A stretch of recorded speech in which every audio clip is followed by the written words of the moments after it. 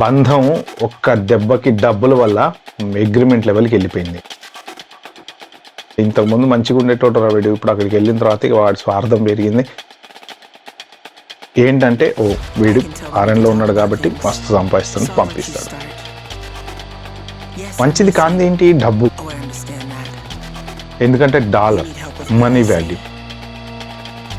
దీనివల్ల శత్రుత్వం అనేది బాగా పెరిగిపోతుంది. డబ్బులు ఎవరికైనా పంపించాలి అంటే పరిస్థితులు ఎప్పుడు తలకిందులైతాయో తెలీదు.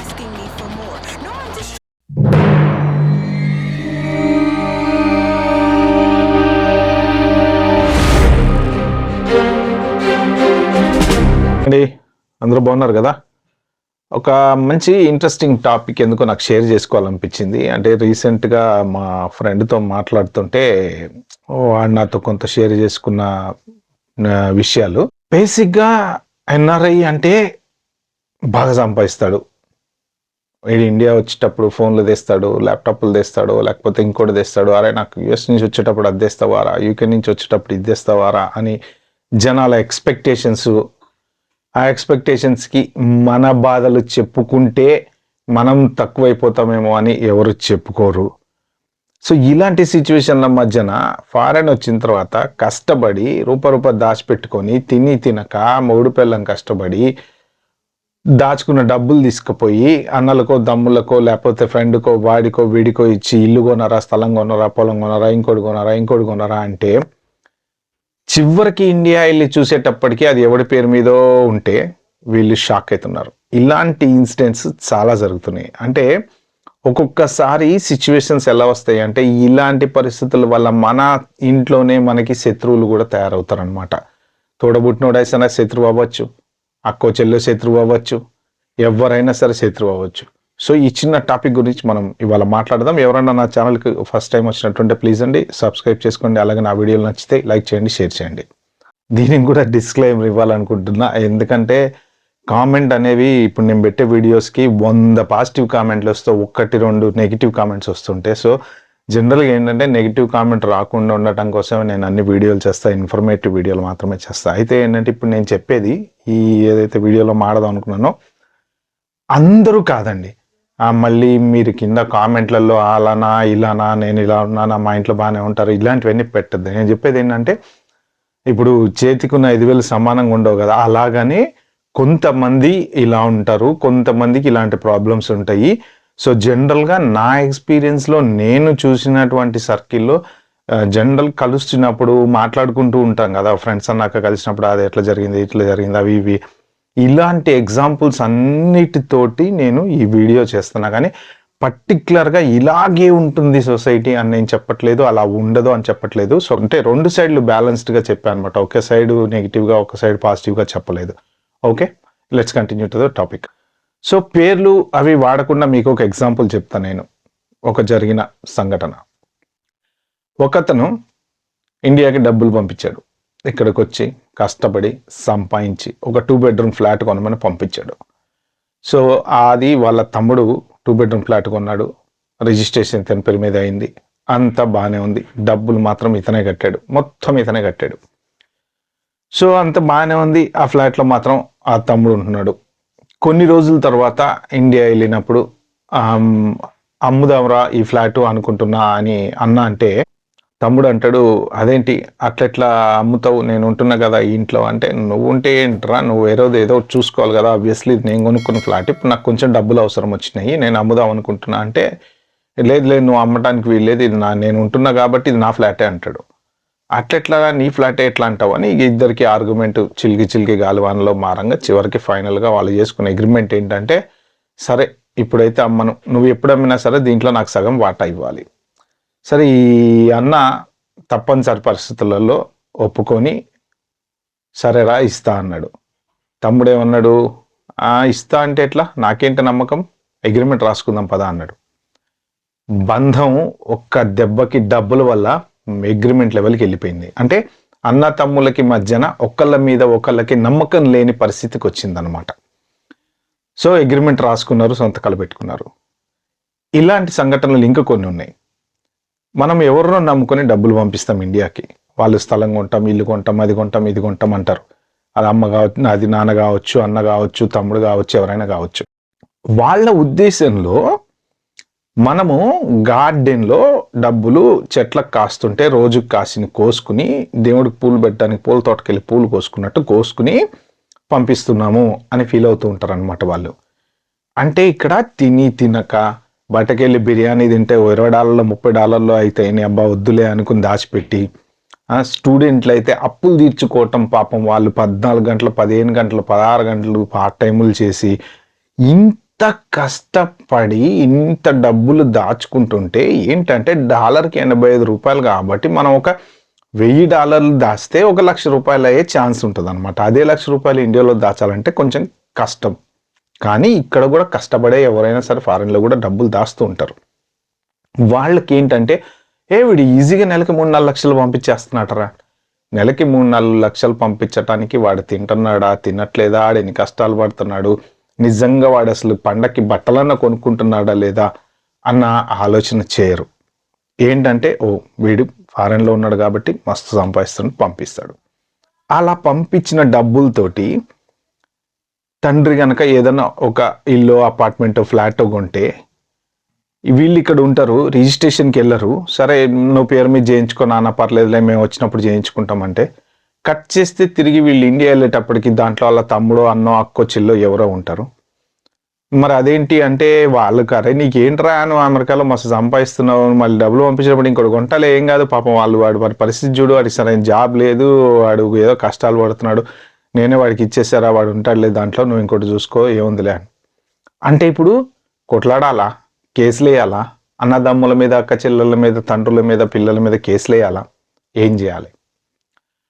అంటే ఈ ఆలోచన ఏదైతే ఉందో అబ్రాడ్లో ఉంటే ఎన్ఆర్ఐ వీడు బాగా సంపాదిస్తాడు అనే దాని వలన శత్రువులు పెరుగుతారు, మన ఫ్యామిలీలో మనకి డిస్ప్యూట్స్ వస్తాయి.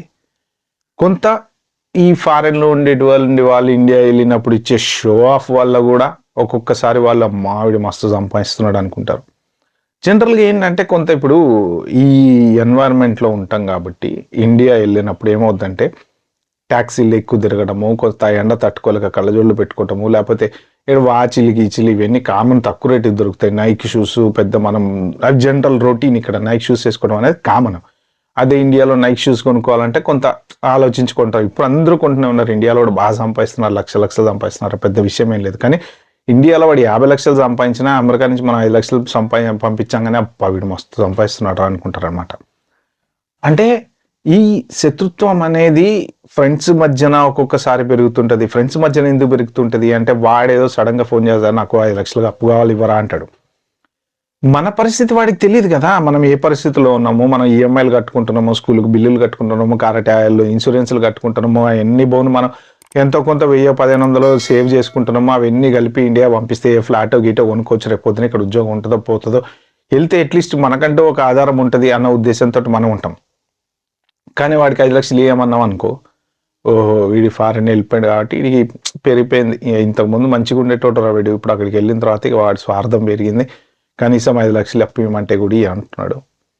సరే ఫోన్లే ఇచ్చాము, ఖతం అయిపోయింది, ఇట్లా ఇచ్చినావా అంటే ఇట్లా మర్చిపో అయిపోయింది, ఇట్లా పోతే ఇట్లా రాదు కదా, వెనక్కి రాదు. నీకేంద్రా నువ్వు మళ్ళీ అడుగుతావేంద్రా, 5 లక్షలు నువ్వు అమెరికాలో ఉండేటోడు నువ్వు 5 లక్షలు అడుగుతావేంట్రా అంటారు. అంటే అడగటం కూడా మనకి ఇజ్జత్గా సవాల్ అనమాట అక్కడ. ఇట్లా చాలా వరకు కూడా ఎన్ఆర్ఐలు మెయిన్ చెప్పాలంటే రిలేషన్స్లలో, తర్వాత ఫ్రెండ్స్లలో కొంత శత్రుత్వం అనేది పెంచుకుంటున్నారు. కానీ అందరూ అలా ఉండరు, కొంత సెక్షన్ ఆఫ్ ఫ్యామిలీస్ చాలా బాగుంటాయి, ఎందుకంటే బాధ్యతగా ఉంటారు కొంతమంది. ఇప్పుడు అన్న సంపాదించి పంపిస్తే తమ్ముడు ఇన్వెస్ట్ చేయటమో, లేకపోతే తమ్ముళ్ళు వెళ్తారు, కొంతమంది అన్నలు ఇండియాలో ఉండి జాబులు చేసుకుంటూ ఉంటారు, తమ్ముడు సంపాదించి పంపిస్తే అన్నలు అరే వాడు డబ్బులు పంపించాడు అని చెప్పేసి నేను చాలా మందిని చూసా. ఫాదర్స్ కూడా వాళ్ళు పిల్లలు పంపించేటువంటి డబ్బులు చక్కగా తీసుకుపోయి ప్రతి రూపాయి ఇన్వెస్ట్మెంట్ చేస్తారు. నాన్న నువ్వు ఒక 50,000 వాడుకో అన్నా కూడా నాకొద్దురా నీ సొమ్ము అంటారు. అలాంటి తండ్రులు కూడా ఉన్నారు, మిస్యూజ్ చేసే తండ్రులు అక్క చెల్లెళ్ళు ఉన్నారు, ప్లస్ ఏడ్చే వాళ్ళు కూడా ఉన్నారు. అంటే ఏంటంటే అమ్మా వీడు సంపాదించుకున్నాడు, వీడు మనకన్నా ఎదిగిపోతున్నాడు, వీడు బాగా డబ్బులు సంపాదించేస్తున్నాడు, అరే వీడు మొన్న ఫ్లాట్ కొన్నాడు, ఇప్పుడు ఫ్లాట్ కొన్నాడు, ఇంకోటి కొన్నాడు అంటే వాడు పెరట్లో ఉండే డబ్బులు కోసుకొచ్చుకుంటలేడు, కష్టపడుతున్నాడు. అక్కడ మొగుడు పిల్లం ఇద్దరు కష్టపడుతున్నారు, దాచుకుంటున్నారు రూపాయి. వాళ్ళ ఆలోచన ఏంటంటే వీలైనంత వరకు జాబులు ఉన్నంత కాలం మనం ఎంతో కొంత సేఫ్ సైడ్ వెనకాల వేసుకొని ఒక ఫ్లాట్ 2 ఫ్లాట్లు కొనుక్కొని, ఒకవేళ ఇండియా వెళ్ళే పరిస్థితి వస్తే ఇండియా వెళ్ళిన తర్వాత ఒక దాంట్లో ఉండొచ్చు, ఇంకో రెంట్కి ఇచ్చుకోవచ్చు, మనకు జాబ్ వచ్చినా రాకపోయినా అనేటువంటి ఆలోచన వీళ్ళు చేస్తారు. కానీ వాళ్ళు ఏమనుకుంటారు, వీళ్ళ దగ్గర మస్తు సంపాదిస్తున్నారు కాబట్టి పంపిస్తున్నారని వాళ్ళు అనుకుంటారు. సో ఈ కమ్యూనికేషన్ గ్యాప్, ఈ థింకింగ్ ఏదైతే ఉందో దీని వలన శత్రుత్వం అనేది బాగా పెరిగిపోతుంది. చాలా ఫ్యామిలీలో తోడికోడల మధ్యన పెరుగుతుంది. ఒకళ్ళు ఇండియాలో ఉండి ఒకళ్ళు అమెరికాలో ఉంటే ఇక ఎక్కడికి వెళ్ళినప్పుడల్లా ఈమె కట్టే బట్టలు, వేసే స్టైలు, ఇవన్నీ ఆ ఉన్న దాంట్లో ఇప్పుడు మనకు జనరల్గా అబ్రాడ్లో ఏంటంటే బ్రాండెడ్ బట్టలే కొనుక్కుంటుంటారు చాలామంది. ఎందుకంటే ఇక్కడ వచ్చే ఇన్కమ్కి ఈజీగా కొనగలుగుతారు కాబట్టి. అక్కడికి వెళ్ళి అవి వేసుకొని తిరిగితే ఏంటంటే వాళ్ళకి ఏదో పెద్ద వీళ్ళు ఒక హై లెవెల్లో చూపించుకుంటున్నారు అని వాళ్ళు ఫీల్ అవుతారు. కానీ ఇది నార్మల్ లైఫ్ మాకు అని వాళ్ళకి అర్థం కాదు.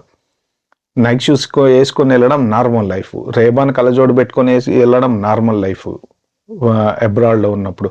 ఇవే తీసుకొని వెళ్తాం. కానీ ఇండియా వెళ్ళేటప్పుడు మళ్ళీ కోటికి వెళ్ళి ఒక కలజోడు కొనుక్కొని అక్కడ సపరేట్గా పెట్టుకోం కదా మనం. అది వాళ్ళకి అర్థం కాదు. వాళ్ళు ఏమనుకుంటారంటే బాగా సంపాదిస్తున్నాడు కాబట్టి నైక్ షూస్ వేసుకున్నాడు, బాగా సంపాదిస్తున్నాడు కాబట్టి రేబాన్ కలజోడు పెట్టుకున్నాడు అని వాళ్ళు అనుకుంటారు. అక్కడ బాగా సంపాదించేవాడు కూడా అంత ఖర్చు పెట్టి కొనుక్కోడు, నార్మల్ షూసే కొనుక్కుంటాడు అనమాట. ఎందుకు మనకు అవసరమా అనుకుంటారు. అలా ఆలోచించి దాన్ని మనం ఏం చేయలేం కదా. నువ్వు సంపాదించి అనుభవించగలవు అనుకున్నప్పుడు నువ్వు అనుభవించవచ్చు. సో ఈ మిస్కమ్యూనికేషన్స్, ఈ గ్యాప్స్ ఏదైతే ఉన్నాయో, డబ్బులు ఎవరికైనా పంపించడం వలన శత్రుత్వం పెంచుకోవడం అనే ఇన్సిడెంట్స్ చాలా చూశాను నేను, చాలా విన్నాను. కాబట్టి ఏంటంటే మీరు ఎవరైనా సరే, అంటే పర్సనల్ ఎక్స్పీరియన్స్ తోటి నేను చెప్తున్నా, డబ్బులు ఎవరికైనా పంపించాలి అంటే మీ దగ్గర పెట్టుకోండి. ఒక ఎన్ఆర్ఐ అకౌంట్ ఓపెన్ చేసుకొని దాంట్లో డబ్బులన్నీ వేసుకోండి.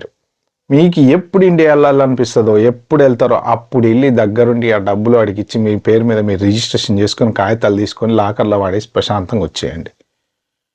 వాడిని నమ్మి మోసపోయినా, వీడిని నమ్మి మోసపోయినా అని మాట అనడము, తిరిగి వాళ్ళకి వీళ్ళకి మధ్య, అంటే మీకు వాళ్ళకి మధ్యన డిస్ప్యూట్స్ పెరగడము, ఫ్యామిలీ రిలేషన్ పోగొట్టుకోవడము అనవసరం. అంత దూరం తెచ్చుకోవద్దు. ఏంటంటే ఎవరిని నమ్మవద్దు. సింపుల్ సూత్రం, ఎవరిని నమ్మవద్దు. ఎవడు మంచి వాళ్ళు కాదని కాదు, ఎవరు చెడ్డ వాళ్ళు కాదని కాదు, అందరూ మంచి వాళ్ళే. కానీ మంచిది కానిది ఏంటి? డబ్బు. ఆ డబ్బు మంచిది కాకపోవటమే శత్రుత్వం అనేది క్రియేట్ చేస్తుంది అనమాట. అన్నో తమ్ముడు అక్క చెల్లో ఒక 10 లక్షలు ఇయరా అంటే మనము 10 లక్షలు అంటే నాట్ బిగ్, అది పెద్ద మనీ. అది సింపుల్ ఈజీ థింగ్. 10 లక్షలు ట్రాన్స్ఫర్ టక్ ఎంటర్ కొట్టేంత ఈజీ కాదు అది. అందరూ అనుకుంటారు 10 లక్షలు అమెరికా నుంచి పంపించడం అంటే ఆఫ్టర్ ఆల్ అనుకుంటారు. అది ఆఫ్టర్ ఆల్ ఎవరికి? ఒకప్పుడు వెళ్ళి సెటిల్ అయిపోయి బాగా సంపాదించి వాళ్ళు బిజినెస్లు పెట్టి వాళ్ళు ఇప్పుడు సిటిజన్లు అయ్యి వాళ్ళు రప్ప ఆఫీసులు పెట్టేసి ఇటు నుంచి అటు మనీ ట్రాన్స్ఫర్లు కొడుతుంటారు. ప్రొడ్యూసర్లు వాళ్ళు వీళ్ళు ఉన్నారు కదా. సో వాళ్ళకి ఈజీ అది.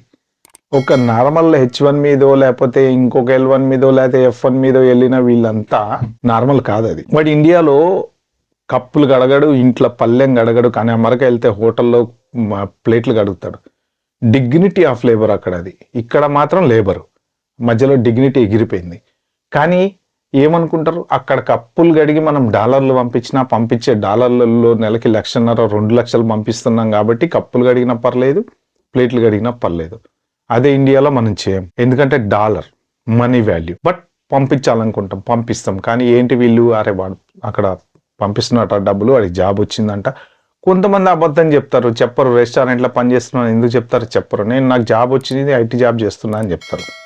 బట్ అక్కడ ఐటీ జాబ్ చేస్తున్నాడా, ఇంకో జాబ్ చేస్తున్నాడా, ఏం చేస్తున్నాడా, ఇవన్నీ పక్కన పెడితే ఆడ ఎంత కష్టపడుతున్నాడు అక్కడ. ద వెరీ ఇంపార్టెంట్ థింగ్ మీరు ఆలోచించాల్సింది, వాడు ఎంత కష్టపడుతున్నాడు అక్కడ. ఆ కష్టాన్ని గుర్తించండి. ఎందుకంటే ఓకే, అబ్రాడ్లో ఉండేవాడు ఎక్కువ డబ్బులు సంపాదిస్తాడు, 100% అందరూ అగ్రీ అవ్వాల్సిందే. ఎట్ ద సేమ్ టైము సంపాదించిన డబ్బులు నిలబెట్టుకోవటానికో దాచుకోవటానికో వాడు పడేవి కూడా చాలా ఉంటాయి కష్టాలు. అది కూడా అర్థం చేసుకోవాలి. కొంతమంది ఉన్నన్ని రోజులు ఉంటారు, చివరికి ఇండియా వెళ్ళిపోదాం అనుకునే టైంకి 0 బ్యాలెన్స్ తోటి వెళ్తారు. వాళ్ళు ప్లానింగ్ లేక, సరిగా డబ్బులు దాచుకోక, ఇష్టం వచ్చినట్టు ఖర్చు పెట్టి, లేకపోతే ఉన్న ఇల్లు కొనేసి ఆ ఇల్లు అమ్మితే 0 బ్యాలెన్స్ అయిపోయి, ఇలాంటి పరిస్థితుల్లో. అంటే అమెరికా ఏంటంటే కొంతమందిని ఇలా ఉన్నోళ్ళని ఇలా చేస్తుంది, ఇలా ఉన్నోళ్ళని ఇలా చేస్తుంది చెప్పలేం. జీరోలో ఉండేవాడు 4 ఇళ్ళు కొని ఒక గొప్పడైన వాళ్ళు ఉంటారు, కానీ హైలో ఉన్నవాడు ఒక్కసారి పడిపోయిన వాళ్ళు కూడా ఉంటారు. పరిస్థితులు ఎప్పుడు తలకిందులైతాయో తెలీదు. కాబట్టి ఎవరైనా సరే ఫ్యామిలీ మధ్యన ఇన్వెస్ట్మెంట్లు కనుక చేసేది ఉంటే, మీరు ఎవరికైనా డబ్బులు ఇచ్చారు అంటే ఆల్మోస్ట్ మర్చిపోతేనే ఇవ్వండి. మళ్ళీ వస్తాయి అనుకొని ఇవ్వమాకండి. వాడి పరిస్థితి రేపు ఎట్లుంటుందో తెలియదు. దాని గురించి గొడవలు పడి రిలేషన్స్ చెడగొట్టుకోకండి. ప్రిపేర్ అయిపోండి. ఎందుకంటే ఓ 10 లక్షలు ఎవరికో అప్పిస్తాం, అన్నకు తమ్ముడికో అక్కో చెల్లికో.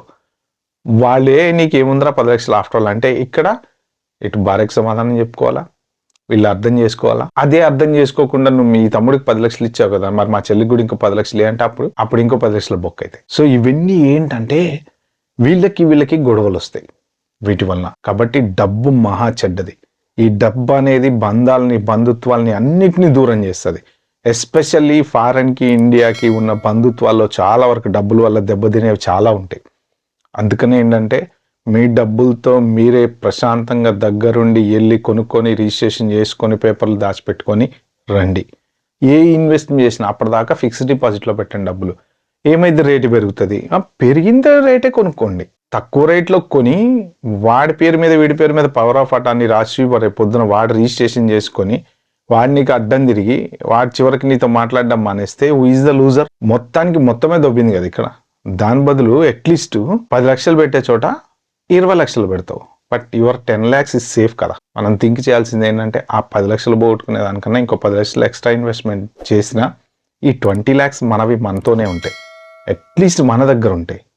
అలా ఆలోచించాలి. సో ఓకే ఫ్రెండ్స్, ఇది నేను ఈ వీడియోలో షేర్ చేసుకుందాం అనుకున్నది. బంధాలు, బంధుత్వాలు, డబ్బు, ఎన్ఆర్ఐల మధ్యన చాలా గొడవలు అనేవి జరుగుతుంటాయి. కాబట్టి అందరూ జాగ్రత్తగా ఉండండి. ఈ వీడియో కనుక మీకు నచ్చినట్టుంటే ప్లీజ్ అండి like, share, subscribe my channel. Thank you.